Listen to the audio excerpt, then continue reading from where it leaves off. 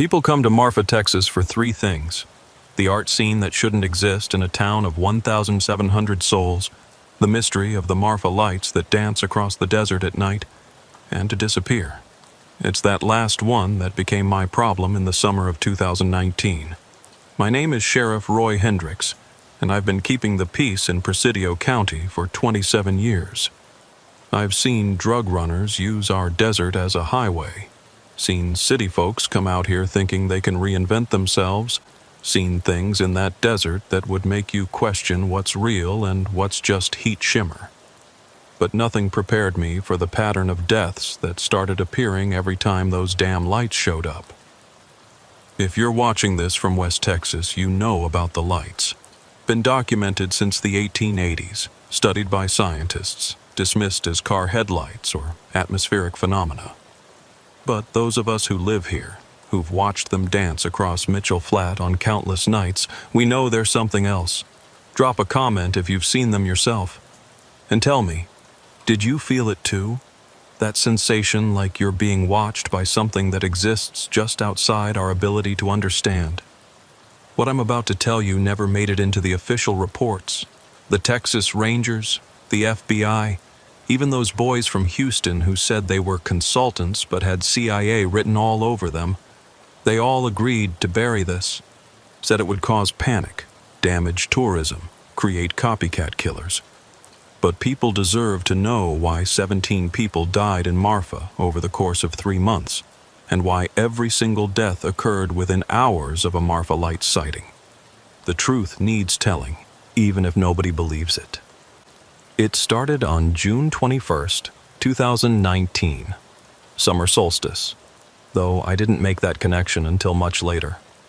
I was having coffee at the Sentinel, our local coffee shop that catered to the artist crowd that had colonized Marfa over the last decade, when my deputy, Carlos Aguilar, called.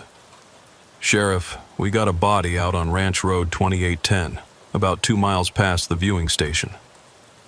The Marfa Lights Viewing Station, a fancy name for a parking area with some picnic tables where tourists gathered every night hoping to see the famous lights.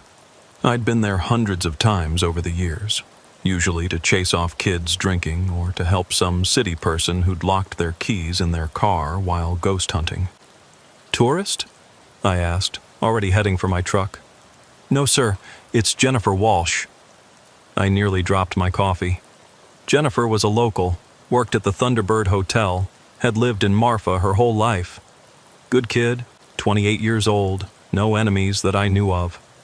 The crime scene was about 200 yards off the road, in a flat area dotted with desert scrub and volcanic rock. Jennifer's body was positioned carefully, too carefully. She was laid out with her arms crossed over her chest, eyes closed, looking almost peaceful except for the fact that her chest cavity had been opened with surgical precision. Her heart was missing. "Jesus Christ," Carlos muttered, crossing himself. I'd seen death before, car accidents, bar fights gone wrong, the occasional cartel execution near the border. But this was different.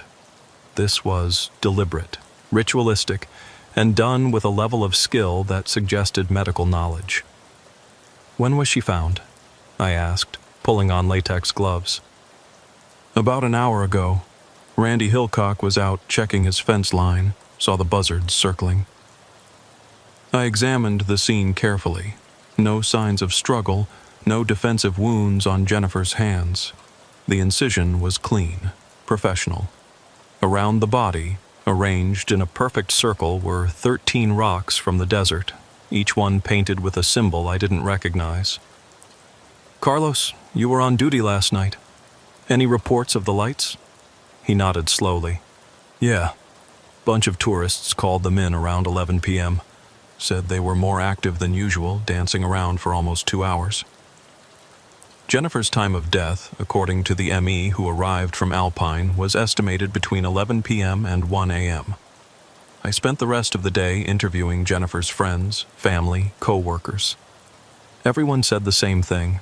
She was happy, had no problems, was excited about a new art exhibition she was helping coordinate. The last person to see her alive was her roommate, who said Jennifer had gone out around 10:30 p.m. to photograph the lights, apparently something she did regularly. That night, I drove out to the viewing station myself. It was packed with the usual crowd, tourists with cameras, locals selling glow sticks and alien t-shirts, a few genuine researchers with equipment I couldn't identify. The sun set around 8:30, painting the desert in shades of red and gold, and then we waited. At 10:47 p.m., they appeared. I'd seen the Marfa lights dozens of times, but that night they were different. Instead of the usual white or yellow orbs that danced on the horizon, these were tinged with red, pulsing rhythmically like a heartbeat.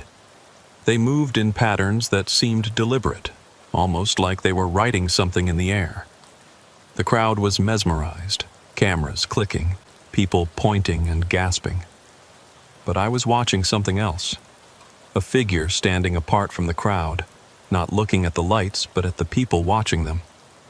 They were wearing dark clothes, a hood pulled up despite the warm night. When they noticed me watching, they turned and walked calmly to a beat-up pickup truck and drove away. I got a partial plate, Texas tag starting with J47. 3 days later, we had another body. Marcus Coleman, 34, a transplant from Austin who'd moved to Marfa to make conceptual art from found desert objects. Same MO, surgical precision, heart removed, 13 painted stones arranged in a circle. Time of death, approximately midnight. The Marfa lights had been visible from 11 p.m. to 12:30 a.m. This time I had my deputies canvassing the viewing station during the next appearance of the lights, looking for anyone matching the description of the hooded figure. We found them, or rather, they found us. I was standing at the edge of the viewing area, watching the crowd, when someone approached from behind. "Sheriff Hendricks," a woman's voice said. "You're looking for patterns in the wrong places." I turned to find a woman in her 50s, Native American features, wearing ordinary clothes but with an intensity in her eyes that made me instinctively rest my hand on my service weapon. "And you are?" "Maria Crowfeather. My grandmother was Mescalero Apache.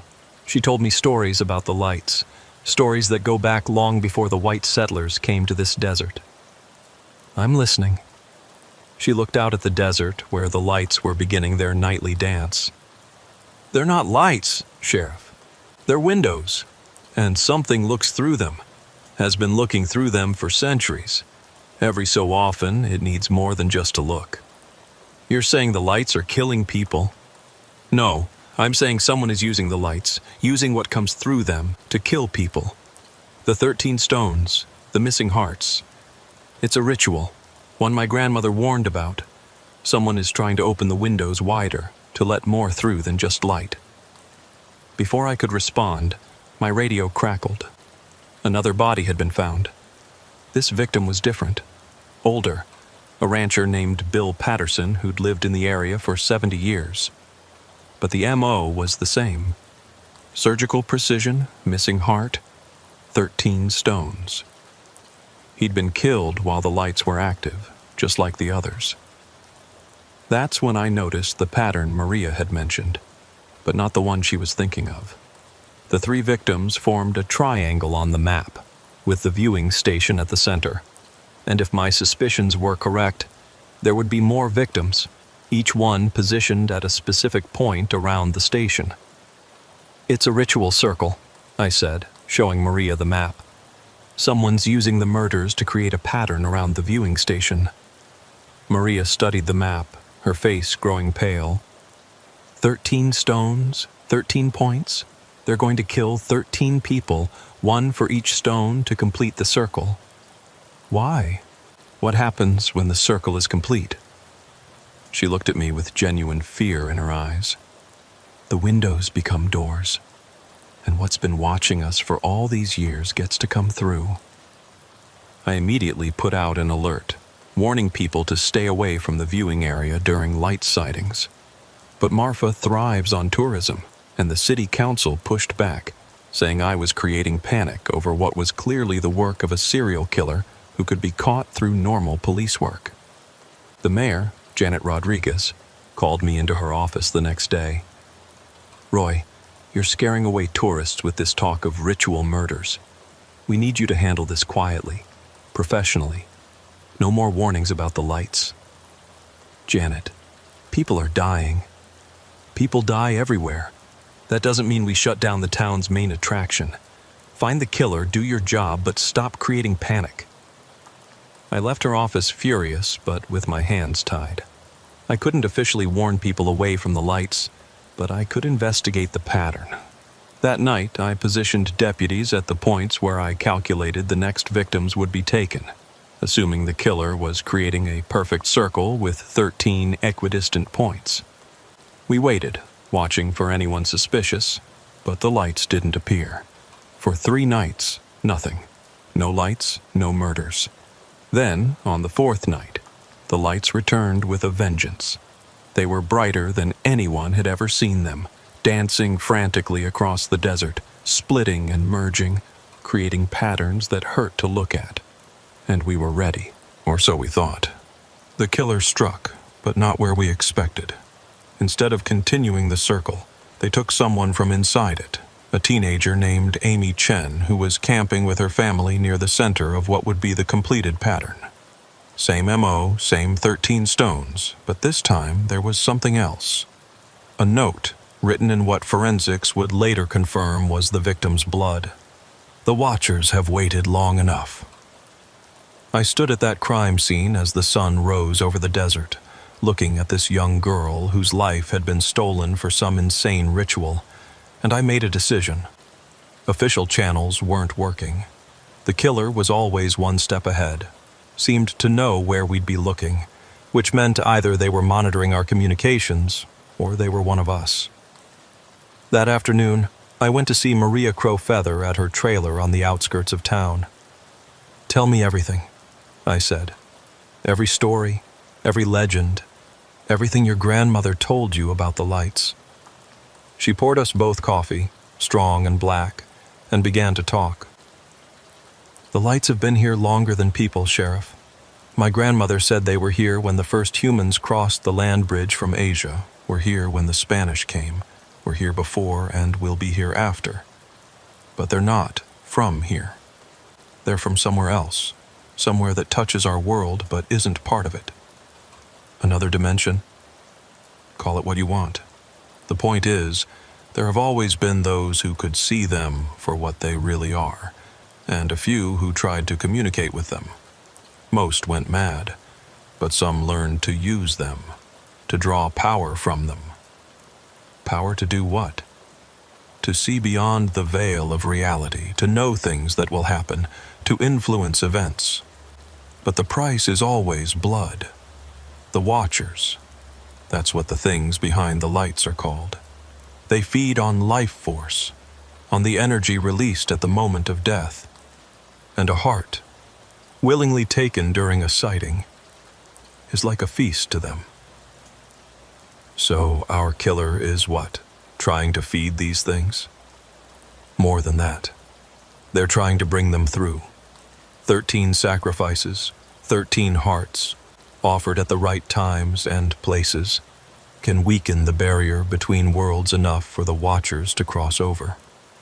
And if they cross over? Maria was quiet for a long moment.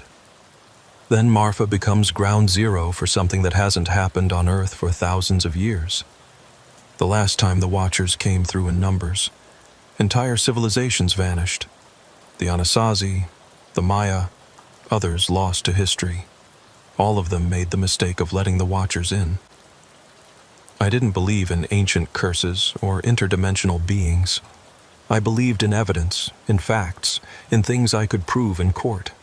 But I also couldn't deny the pattern of the murders, the surgical precision that seemed impossible for a single person, the way the lights always appeared just before someone died. "How do we stop it?" I asked. "Find the one performing the ritual. They'll have marks on them, scars from their communication with the Watchers. There'll be someone who's been in Marfa long enough to know the patterns, to know when the lights will appear. And Sheriff," she paused, looking troubled, "there'll be someone trusted, someone with access to information about your investigation." The implications hit me like a punch to the gut. The killer was one of us. Someone in law enforcement, or close enough to it to know our every move. I started my investigation into my own people the next morning, but I had to be careful. If the killer knew I was on to them, they might accelerate their timeline or disappear entirely. I pulled personnel files, duty rosters, anyone who had access to our investigation details. The list was depressingly long. My 5 deputies, 3 dispatchers, the part-time evidence clerk, plus civilian consultants like the ME from Alpine and the Texas Rangers liaison. But I kept coming back to one detail Maria had mentioned. The killer would have scars from their communication with the Watchers. That narrowed things down, but I couldn't exactly order everyone to take their shirts off for inspection. While I was wrestling with this, Carlos came into my office with a worried expression. "Sheriff, we got a problem. That partial plate you got the other night? J47? I ran it through the system. It belongs to Dr. James Morrison." Dr. Morrison was Marfa's only general practitioner, had been for 15 years. He'd sewn up more bar fight wounds and treated more scorpion stings than anyone else in the county. He was also one of the few people in town with the medical knowledge to make those surgical incisions. "You're sure?" "Positive. 1987 Ford pickup, Texas plate J47 8BK. I sat back in my chair, mind racing. Morrison had been at every crime scene in his capacity as our local medical advisor before the Alpine ME arrived. He'd had access to all our information. And now that I thought about it, he'd moved to Marfa from Houston right around the time the city's art scene started taking off. Plenty of strangers moving in. Perfect cover for someone with a dark agenda. "Carlos, I need you to do something for me quietly. Pull Morrison's background, everything you can find. Where he went to medical school, where he worked before Marfa, any disciplinary actions, anything odd." While Carlos worked on that, I decided to pay Dr. Morrison a casual visit. His clinic was on Highland Avenue, a small adobe building that looked like it hadn't been updated since the 1960s. His truck was parked outside. I found him in his office, reading what looked like a medical journal. He looked up when I knocked, smiled that easy smile that had reassured hundreds of patients over the years. "Roy, what brings you by? Not another body, I hope." "Just following up on some details from the crime scenes. You examined all the victims before the ME arrived. Notice anything unusual?" He leaned back in his chair, thoughtful. "Besides the obvious, the precision was remarkable. Whoever did this had medical training, no question. But there was something else." He stood and walked to his filing cabinet, pulling out a folder. "I took some photographs before the bodies were moved. Look at this." He showed me close-ups of the incisions. "See these marks here, along the edge? They look almost like burn marks, but the tissue isn't actually burned. It's like it was cut with something incredibly hot that didn't transfer heat to the surrounding tissue. I've never seen anything like it. Any idea what could cause that? Honestly, no earthly instrument I'm aware of." The way he said earthly made me look at him more carefully. He met my gaze steadily, but there was something in his eyes, a depth that hadn't been there before, or maybe I just hadn't noticed it. "Doc, can I ask you something personal?" "Of course." "How long have you been watching the Marfa lights?" He smiled, but it didn't reach his eyes. "Since I moved here. They're fascinating, aren't they? All those theories about what causes them, but none quite fitting the phenomena." "What do you think they are?" He was quiet for a moment, then walked to his window that looked out toward the desert. "My grandmother used to tell me stories about lights in the sky back in Scotland. Will-o'-the-wisps, she called them. Said they were spirits trying to lead travelers astray. But I think..." He turned back to me. "I think there's something far more interesting than folklore." Before I could respond, my phone rang. It was Carlos, and he sounded urgent. "Sheriff, you need to see what I found about Morrison." I excused myself and headed back to the station. Carlos had spread papers across his desk: medical school records, employment history, newspaper clippings. James Morrison graduated from Johns Hopkins in 1998, top of his class. Brilliant surgeon, was on track to be head of cardiology at Houston Methodist. Then, in 2004, his wife and daughter were killed in a car accident. He had a breakdown, lost his position, disappeared for 3 years. Where was he for those 3 years? That's the thing. No record.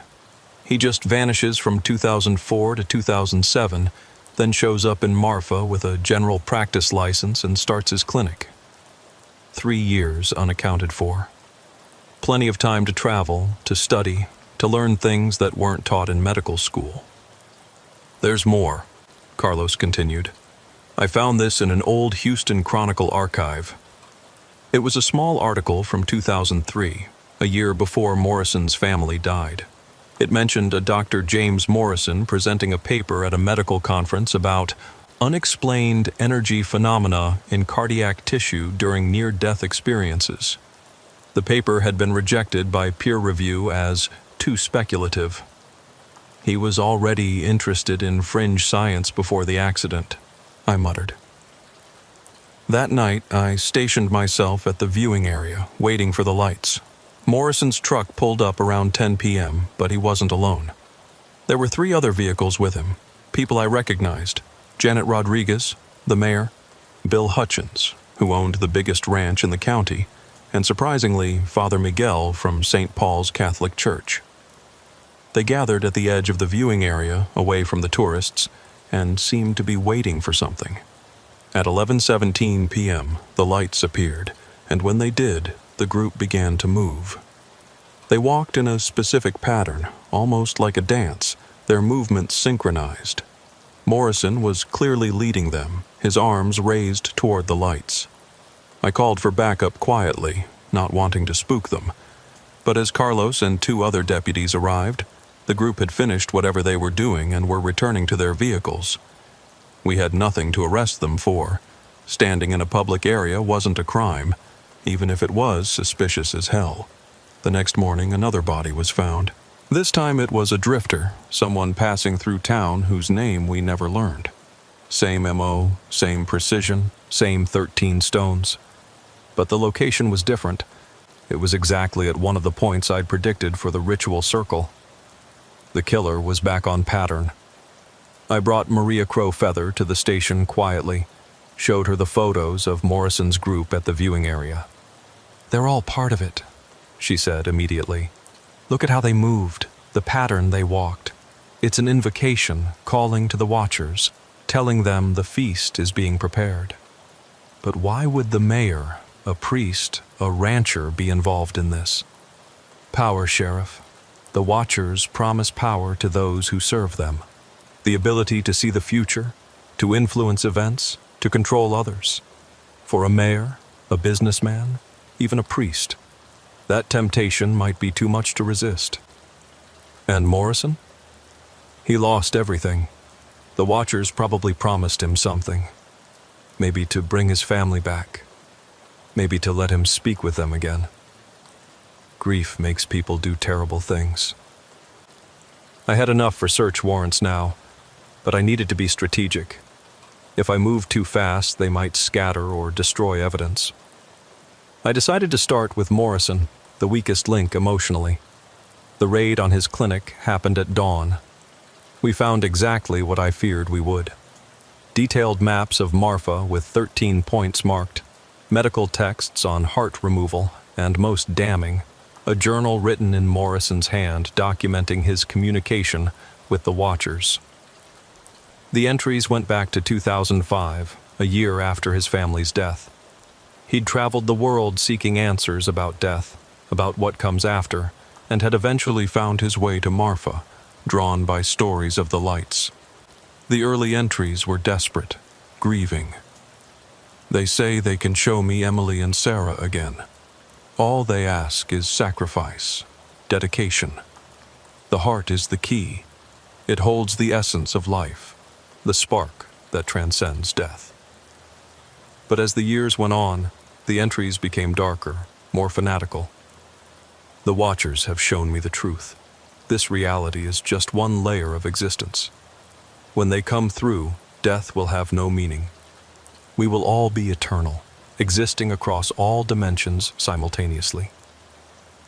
The most recent entry, dated the night before the first murder. It begins tonight. 13 hearts for 13 gates. The mayor has secured the locations. The priest will consecrate the offerings. Hutchins provides the resources. And I will be the blade that opens the way. Emily and Sarah are waiting on the other side. Soon, we will be together in the eternal dance of the lights. We arrested Morrison that morning, but when we went for the others, they were gone. Their homes were empty, their vehicles missing. An APB went out, but I had a sinking feeling they were already beyond our reach.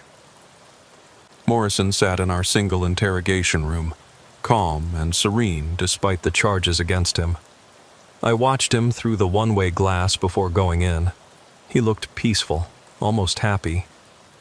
"Hello, Roy," he said when I entered. "I suppose you've read my journal." "James, why? You're a doctor. You took an oath to do no harm." "Harm?" He laughed, but it was a sad sound. "Roy, I'm trying to save humanity. The Watchers have shown me what's coming.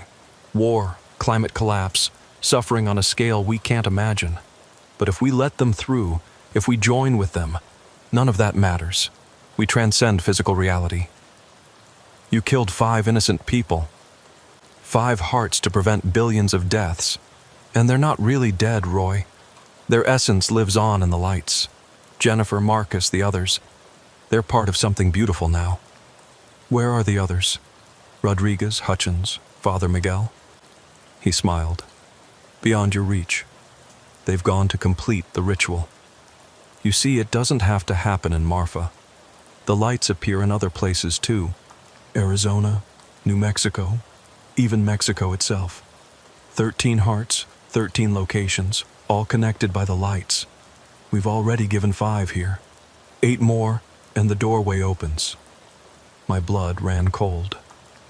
Where? Where are they going? Does it matter? You can't stop it, Roy. The Watchers have been waiting for millennia. A few more days and they'll finally cross over. And when they do, you'll thank us. You'll see your father again, Roy. He's been watching you through the lights all these years. I flinched. My father had died when I was 12, out in the desert, lost in a sudden sandstorm. His body was found 3 days later near the area where the lights were often seen. How do you know about my father? The Watchers know everything about those who live in their shadow. They've been watching you since you were a child, Roy. Why do you think you became sheriff? Why do you think you've stayed in Marfa all these years? You're drawn to them, just like the rest of us. I left the interrogation room, my mind reeling. But I didn't have time to process Morrison's claims. If he was telling the truth, 8 more people were going to die, and soon. I called the FBI, the Texas Rangers, even reached out to law enforcement in New Mexico and Arizona. But how do you explain that you were trying to stop a ritual murder spree based on interdimensional lights? Most thought I was crazy. Some humored me by agreeing to watch for Rodriguez and the others, but I could tell they weren't taking it seriously. That night, I sat at the viewing station alone, watching the lights dance across the desert. They seemed different now that I knew what they were, or what Morrison believed they were. The movements did seem deliberate, purposeful, almost like they were trying to communicate. "What do you want?" I asked the lights, feeling foolish but desperate. They pulsed, shifted, formed patterns that almost looked like writing, and for just a moment, I could have sworn I saw a face in them. My father's face, young and healthy, the way he'd looked before the desert took him. Then my radio crackled. Another body had been found, but not in Texas. This one was in Las Cruces, New Mexico, about 200 miles away. Same MO, surgical precision, missing heart, 13 stones. The ritual was continuing, and we were already behind. I drove through the night to Las Cruces, pushing my truck hard across the desert interstate. Carlos stayed in Marfa to handle Morrison's processing and to coordinate with the other agencies. The New Mexico State Police were professional but skeptical when I arrived at their crime scene, a rest stop off I-10 where they'd found the body of a truck driver named Harold Washington. The scene was identical to our Marfa murders. The precision of the cuts, the missing heart, the 13 stones arranged in a perfect circle. But there was something new. A symbol drawn in the dirt near the body. Something that looked like an eye with 13 points radiating from it. "When did your locals report seeing unusual lights?" I asked Detective Sandra Reeves of the NMSP. She looked at me strangely. "How did you know about the lights?" Just to answer the question. Last night around 11 p.m., a bunch of calls came in about orange lights hovering over the Oregon Mountains. Lasted about an hour. We figured it was military flares from White Sands. The murder had occurred between 11 p.m. and midnight, according to their preliminary assessment. The pattern was holding. I showed Detective Reeves photos from our crime scenes, explained the connection to Morrison's group. She was skeptical until I pulled up a traffic camera photo from Las Cruces showing Janet Rodriguez's car entering the city limits at 8 p.m. the previous evening. "Jesus," Reeves muttered. "You're telling me the mayor of Marfa is part of a serial killing cult?"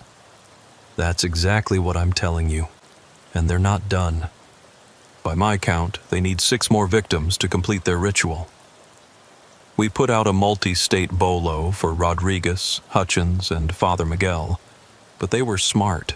They ditched their vehicles, were probably using rentals or stolen cars by now. The FBI finally took interest when body number 7 turned up in Sedona, Arizona, another hotspot for anomalous lights. The victim was a local artist named Patricia Weaver, and she'd been killed while the famous Sedona vortexes were particularly active. I drove to Sedona, met with the FBI task force that was finally taking this seriously. Special Agent Diana Chen was in charge, a no-nonsense woman who'd worked serial killer cases for 15 years. "Sheriff Hendricks, I've read your reports. This talk of interdimensional beings and ancient rituals. You know how that sounds, right?" "I know how it sounds, but 7 people are dead, and there's going to be 6 more if we don't stop them. Oh, I believe the murder cult part. It's the supernatural angle I'm having trouble with." I pulled out Morrison's journal, showed her the entries. "Read this and tell me these people don't believe what they're doing is real. Whether the lights are actually interdimensional or not doesn't matter. Rodriguez and the others think they are, and they're killing people based on that belief." Chen read through the journal, her expression growing more concerned with each page. "All right, let's say they believe this. Where do they go next?" I'd been working on that question during my drive. The pattern seemed to be moving east, hitting known locations where anomalous lights had been reported. Brown Mountain, North Carolina, Hessdalen, Norway, Naga fireballs in Thailand. There are documented light phenomena all over the world. But I think they're going to stay regional. Travel would be too risky now that we're onto them. My guess is they'll hit the other known sites in the southwest. Phoenix, Roswell, maybe loop back to Big Bend in Texas. "Phoenix," Chen said suddenly. "The Phoenix Lights, one of the most famous UFO sightings in history." And they happen regularly, just on a smaller scale. Locals see lights over South Mountain all the time. Chen immediately got on the phone with the Phoenix field office. Within hours, we had surveillance set up at all the areas around Phoenix where strange lights had been reported. It was a massive operation. Dozens of agents and local cops watching empty desert, waiting for something that might not come. But on the 3rd night of surveillance, it paid off. The call came in at 10:47 p.m. Lights had been spotted over South Mountain, and a vehicle matching the description of one stolen from Las Cruces had been seen heading into the park. I was in the helicopter with Chen and a tactical team, racing toward the coordinates. We saw them from the air. 3 figures standing around a 4th, who was clearly restrained, laid out on a flat rock formation. The lights danced overhead, brighter than I'd ever seen them, pulsing in rhythm with something I couldn't identify. FBI? Nobody move, Chen announced over the helicopter's speaker. The three figures looked up, and even from the air I could recognize them. Rodriguez, Hutchins, and Father Miguel, but they didn't run. Instead, they moved faster, Rodriguez pulling something that glinted in the searchlight. "They're going to kill the victim," I shouted.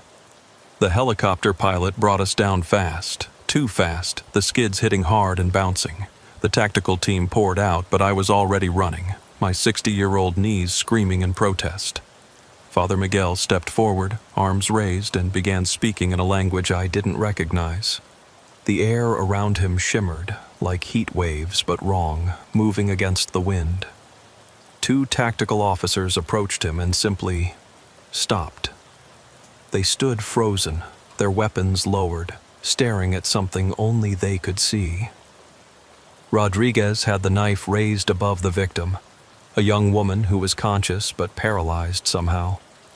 I drew my weapon, shouted for her to stop, but she just smiled at me. "Too late, Sheriff," she called out. "Can't you feel it? They're already coming through." The lights above us descended, and I mean descended. They came down from the sky, hovering just 20 feet overhead. This close, I could see they weren't lights at all. They were tears, rips in the air itself, and through them I could see something else. Another place where the physics were different, where things moved in ways that hurt to look at. "Shoot them," Chen ordered, but her voice sounded distant, muffled. I aimed at Rodriguez, but my hand was shaking. Not from fear, but from something else. The lights were doing something to me, to all of us. I could feel them in my mind, pressing against my thoughts, trying to show me things. I saw my father again, clearer this time, reaching through one of the tiers, calling my name. "Roy," he said, and God help me, it sounded exactly like him. "Let them through, son. It's beautiful here. No pain, no death, just existence across all possibilities." "That's not my father," I said through gritted teeth, forcing my finger to the trigger. "Isn't it?" Rodriguez asked. "The Watchers preserve everyone who dies in their light. Your father, Morrison's family, all the victims, they're all here, waiting to return." I saw others in the tiers now. Jennifer Walsh, Marcus Coleman, all our victims, looking peaceful, beckoning. But behind them, I saw the Watchers themselves, and they were nothing like the benevolent beings Morrison's journal described. They were vast, incomprehensible, hungry. They looked at our world the way we might look at a buffet table. "You're wrong," I told Rodriguez. "They're not preserving anyone. They're consuming them." I fired. The bullet took Rodriguez in the shoulder, spinning her around. The knife flew from her hand, clattering across the rock. The spell, or whatever was holding everyone, broke. The tactical team rushed forward, taking down Hutchins and Father Miguel.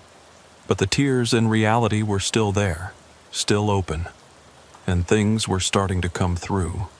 Not the Watchers themselves, they were too vast, but smaller things, scouts maybe, or parasites that lived in their shadow. They looked like spiders made of light and sharp angles, and when one touched a tactical officer, he screamed and fell, his body convulsing. "We need to close them," I shouted to Chen, who was firing at the light spiders to no effect. "How?" I thought about Morrison's journal, about the ritual. 13 hearts to open the way, but we'd stopped them at 8. The ritual was incomplete. "The pattern's broken," I said. "They can't fully manifest without all 13 sacrifices." But even partially open, the tiers were letting through enough to cause chaos. The light spiders were multiplying, spreading out across the mountain. If they reached Phoenix proper. That's when Maria Crowfeather's voice came over my radio. I hadn't even known she was there. "Sheriff, I can close them, but I need the stones." "What stones?" "The 13 stones from each murder site. They're anchors, holding the tiers open. Destroy them, and the connection breaks. Rodriguez laughed, even as EMTs worked on her shoulder. You can't destroy them all. They're scattered across 3 states. But Chen was already on her radio, coordinating with teams at each crime scene. We have people at every site. Tell them to destroy the stones now. Over the next few minutes, reports came in. The stones in Marfa, destroyed. Las Cruces, destroyed. Sedona, destroyed. As each set was broken, the tiers grew smaller, less stable.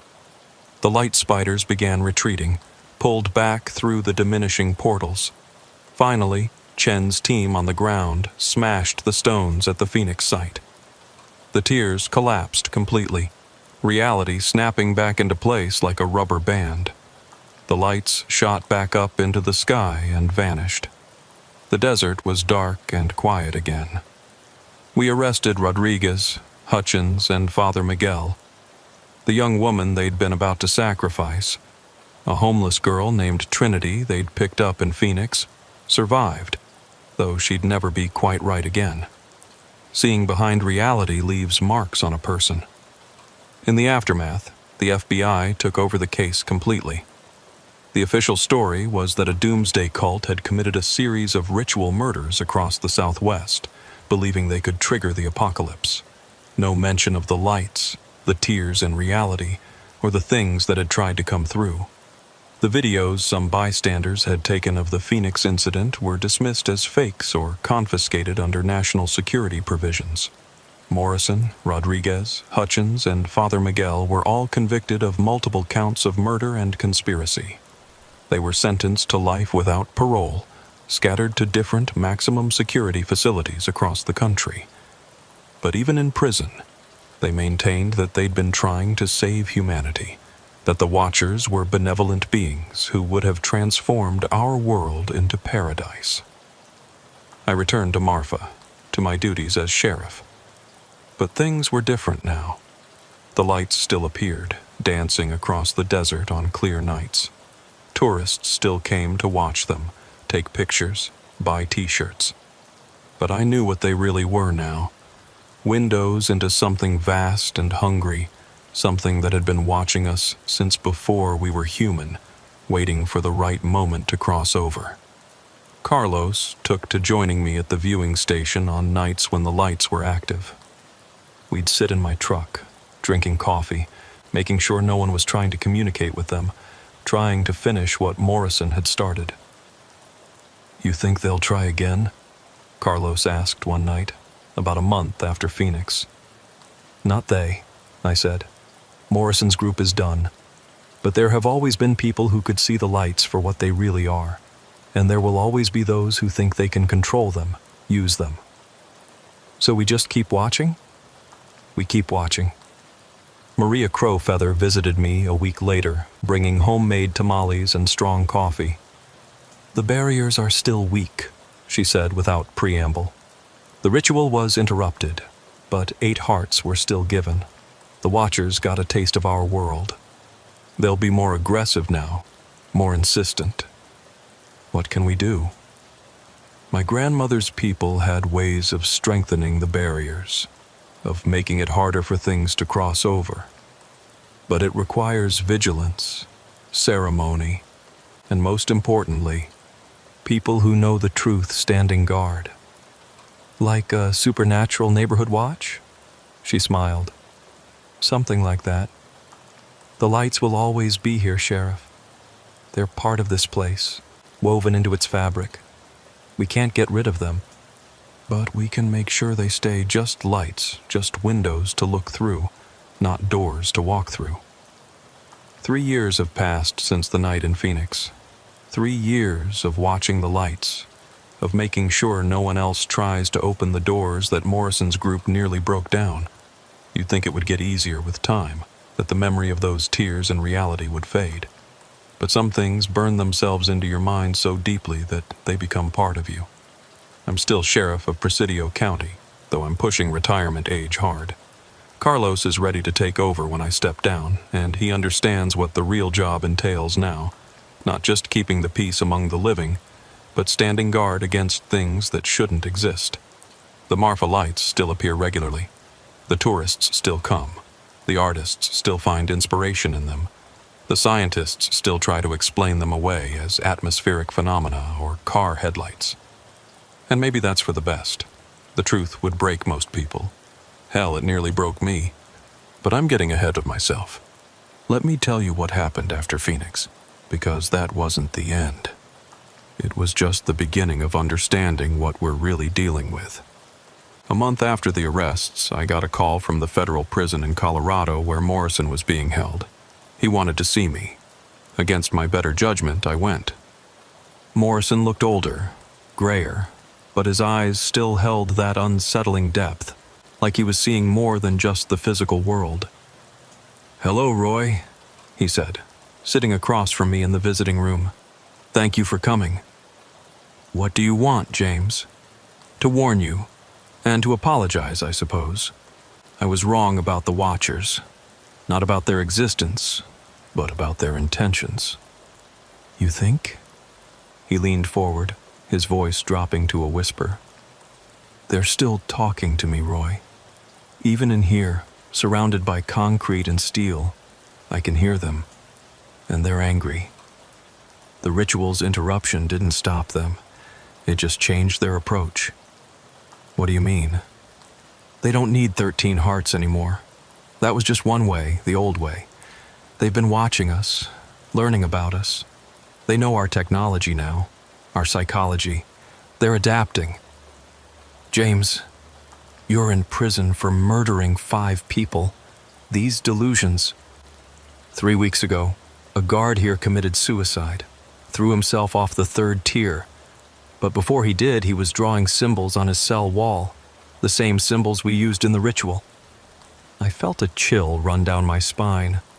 "That doesn't mean—" "Last week, an inmate in solitary started speaking in tongues, languages that haven't been spoken on Earth for thousands of years. He's never been to Marfa, never seen the lights, but he's describing them perfectly, describing what's behind them." "What are you saying?" "I'm saying the 8 hearts we offered created a connection that can't be severed. The Watchers are reaching out through that connection, touching minds, planting seeds. They're going to try again, Roy, but not with a ritual this time. They're going to push through wherever reality is weakest." I left that prison deeply disturbed. When I got back to Marfa, I found Maria Crow Feather waiting for me at my office. "You've seen him?" she said. It wasn't a question. "Morrison? Yeah. He's right, you know. The connection is still there. I've been feeling it too. The lights are more active, more aggressive, and there have been incidents." "What kind of incidents?" She pulled out a map of the Southwest, marked with red dots. "Every place where one of the murders occurred, there have been reports. People seeing things, having visions, some going missing entirely. The sites are still active, still thin." Over the next few months, I investigated each site. What I found was disturbing. In Las Cruces, 3 people had gone missing near the rest stop where Harold Washington was killed. They were found days later, wandering the desert, speaking about the beautiful lights that showed them eternity. They had no memory of where they'd been. In Sedona, a New Age meditation group had started meeting at the murder site, drawn by what they called powerful energy. 5 of them had to be institutionalized after a session where they claimed to have made contact with beings of pure light who showed them visions of the world ending and beginning simultaneously. But it was back in Marfa where things got really bad. It started with dreams. People throughout the town reporting the same nightmare, standing in the desert, watching the lights descend, feeling themselves being pulled apart and put back together in impossible ways. Then came the sleepwalking. Dozens of people found wandering toward the viewing station in the middle of the night, with no memory of leaving their beds. Then, on the anniversary of Jennifer Walsh's murder, something happened that changed everything. I was at the viewing station, as I was every night the lights appeared. It was just past midnight when they came. Not just 1 or 2 lights, but dozens, more than anyone had ever seen. They filled the sky, pulsing in unison, and everyone watching, maybe 30 tourists and locals, stopped moving at the same moment. I watched in horror as they all turned to face the lights, their eyes reflecting that otherworldly glow. They began walking toward the desert, toward the lights, moving in perfect synchronization. I tried to stop them, grabbed a young couple, but they were impossibly strong, shoving me aside without even looking at me. "Stop!" I shouted. "Don't go toward them!" But they couldn't hear me. They were completely entranced, drawn like moths to a flame. I called for backup, but by the time Carlos and the others arrived, the group had walked almost a mile into the desert, following the lights that kept retreating, leading them deeper into the wilderness. We followed in our vehicles, but the terrain got too rough. We had to continue on foot, flashlights cutting through the darkness, following the trail of mesmerized people. After 2 hours of pursuit, we found them. They were standing in a circle in a flat area of desert I'd never seen before, even after decades of patrolling this land. In the center of the circle, the air was wrong, twisted, folded, like reality was origami that someone had crumpled and tried to smooth out again. The lights were descending into that folded space, and as each one entered, the distortion grew larger. I realized with growing horror that they were creating a new door, not with blood and ritual, but with consciousness itself. They were using the minds of the entranced people as anchors, pulling the two realities together. "We have to break the circle!" I shouted to my deputies. We tried pulling people away, but they were rooted in place, their minds somewhere else entirely. The distortion in the center was growing, and through it I could see that other place again, the realm of the Watchers. They were pressing against the barrier, eager, hungry. That's when Maria appeared, along with 6 other members of her family I'd never met. They were carrying drums, sage bundles, and objects I didn't recognize. "We've been preparing for this," she said. "My family has been the keepers of the old ways, the barriers, for generations. But we need your help." "What do you need?" "Your connection. You've been touched by them, marked. Morrison was right about that. But that connection goes both ways. You can push back through it." She positioned her family members around the circle of entranced people, and they began to chant, drum, create their own rhythm in opposition to the pulse of the lights. The sage smoke filled the air, and I swear it formed patterns, symbols that seemed to push against the distortion. "Now, Sheriff," Maria said, "reach out to them. Use the connection. Tell them this door is closed." I didn't fully understand what she meant, but I closed my eyes and tried to feel for that connection Morrison had talked about. And I found it, a thread of awareness that connected me to the lights, to the Watchers, to that other realm. It had been there since the night in Phoenix, maybe even before. I'd just been ignoring it. Through that connection, I could feel them. Vast intelligences that existed across multiple dimensions simultaneously. They were ancient, older than our solar system, and they were curious about us the way we might be curious about bacteria in a petri dish. We weren't food to them, or enemies. We were just interesting. And they wanted to study us closer, to understand us by taking us apart and examining the pieces. "No," I said, pushing my will through the connection. "This is our world. You can watch, but you can't touch." The Watchers pushed back, and for a moment I felt the full weight of their attention. It was like standing in front of a tsunami, knowing you're about to be swept away. But then I felt others joining me, Maria and her family, their generations of knowledge and protection. Carlos and the deputies, their determination to protect the town. Even, strangely, Morrison and the other cultists in their cells, pushing against the things they'd once welcomed. Together, we held the line. The distortion began to shrink. The lights pulled back, rising into the sky. One by one, the entranced people collapsed, released from whatever had held them. The door closed, reality snapped back into place, and the desert was just the desert again. We got everyone back to town, to the hospital. Physically, they were fine, but psychologically, well, most of them left Marfa within a month. Seeing behind reality, even for a moment, changes you. Some couldn't handle it. Others became obsessed with seeing it again. That night marked a turning point. Maria's family and I formed what we half-jokingly called the Marfa Lights Watch. We set up a rotation, ensuring that someone who knew the truth was always present when the lights appeared. We learned to recognize the signs of someone being influenced, intervened before they could be drawn in too deep.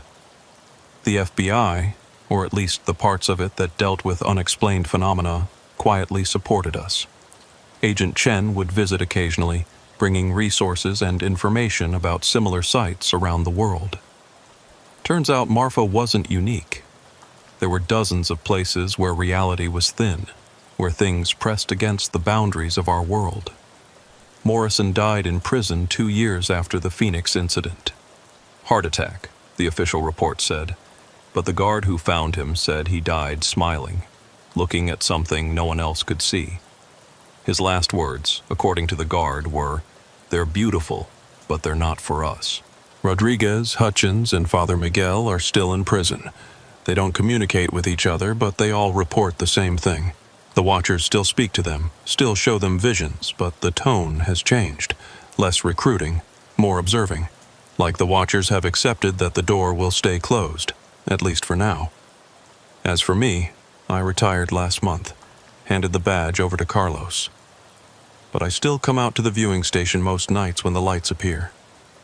I sit in my truck, watching them dance across the desert, making sure they stay just lights. Sometimes, through that connection, I can never quite sever. I sense the Watchers watching back. They're patient, eternal. They know that eventually humanity will be ready to open the doors ourselves, not through blood rituals or forced entry, but through understanding, through evolution, through becoming something that can exist in multiple dimensions like they do. But not yet.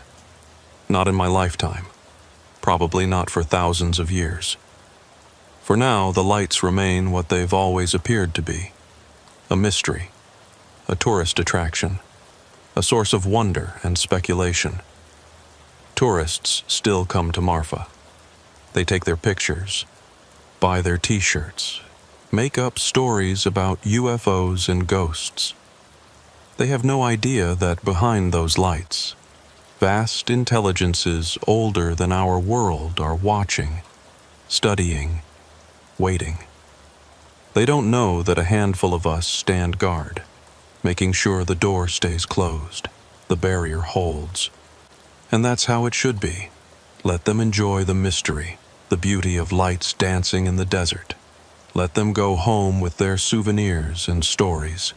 The truth, that we live in a universe far stranger and more dangerous than most people can imagine, is a burden that doesn't need to be shared. But if you're ever in Marfa and you see the lights, and you feel something calling to you, something that promises to show you wonders beyond imagination, don't listen. Turn away. Get in your car and drive back to town. Have a drink at the bar, laugh with the tourists, stay grounded in this reality. Because the Watchers are always watching, always waiting for someone curious enough, desperate enough, or foolish enough to open the door again. And next time, we might not be able to close it. End recording. Sheriff Roy Hendricks died peacefully in his sleep on June 21st, 2024, 5 years to the day after the first murder. He was found in his truck at the Marfa Lights viewing station, facing the desert. Witnesses report that the lights appeared that night, despite no prior sightings for weeks, and that they formed a pattern that looked almost like a salute before disappearing. The Marfa Lights continue to appear regularly. The viewing station remains a popular tourist attraction. The Marfa Lights Watch continues its vigil. The door remains closed, for now.